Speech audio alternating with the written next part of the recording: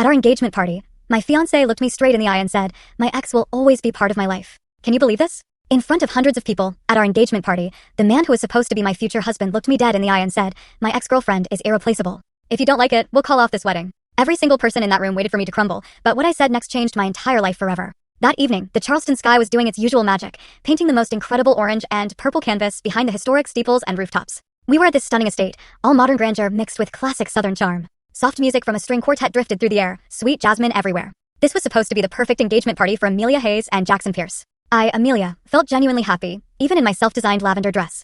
As an architect, I guess you could say I'm pretty structured and thoughtful, but with a quiet strength. And Jackson? Oh, he was the life of the party, as always. A rising star entrepreneur from New York, heir to some big company. Everyone saw us as the dream couple, the brilliant architect and the prince of business. My mom was in tears, telling me she'd never seen me so happy. My dad, usually a man of few words, just clapped Jackson on the shoulder, a proud smile on his face. Jackson's family seemed thrilled too, a cultured, intelligent, independent daughter-in-law from Charleston, perfect for their image. But even amidst all that perfection, there were these tiny, unsettling things. Like when Jackson's old friend joked about someone finally taming this wild lion, and Jackson's laugh sounded a bit hollow, his eyes starting around. Or those moments when he'd go silent mid-conversation, his smile fading as he'd tap his phone, only to brush it off as work stress when I asked.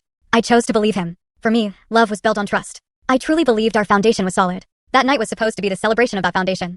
I had no idea Jackson himself was about to take a giant sledgehammer to it. After dinner, the master of ceremonies announced the speeches. My dad, then Jackson's dad, both spoke beautifully. Then it was our turn. Jackson grabbed the mic, all smiles, surveying the adoring crowd. He talked about dreams coming true, how extraordinary I was. My heart swelled. This man was going to be my husband. Then his smile shifted. It got serious. The festive atmosphere in the room changed, like a cold draft had suddenly snaked its way in. In building a relationship, he said, his eyes now locked solely on me, I believe in one thing, absolute honesty. That's why tonight, in front of all of you, I want to make one thing clear. A hush fell over the room. Even the jazz trio seemed to fade. Everyone leaned forward, curious, expectant. Jackson took a deep breath and then, in a voice that somehow managed to be both clear and booming through the speakers, he said the words that would stop time. Clara Reed, my ex-girlfriend, will always be a part of my life. A ripple of murmurs went through the guests. Clara's name was known. They'd been together for years before Jackson and I met. He held up a hand, silencing everyone. I will never abandon her, whether as a friend or a business partner. Our relationship has changed, but our bond will exist forever. This is a part of me, a part of my past and my present. Then, his gaze turned fully, brutally to me.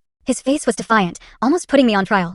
Amelia, if you don't like it, he said, his voice stabbing everyone listening. If you can't accept that, then we'll call off this wedding. The world actually stopped. Full story on the channel. Link below. Click now and watch what happened next.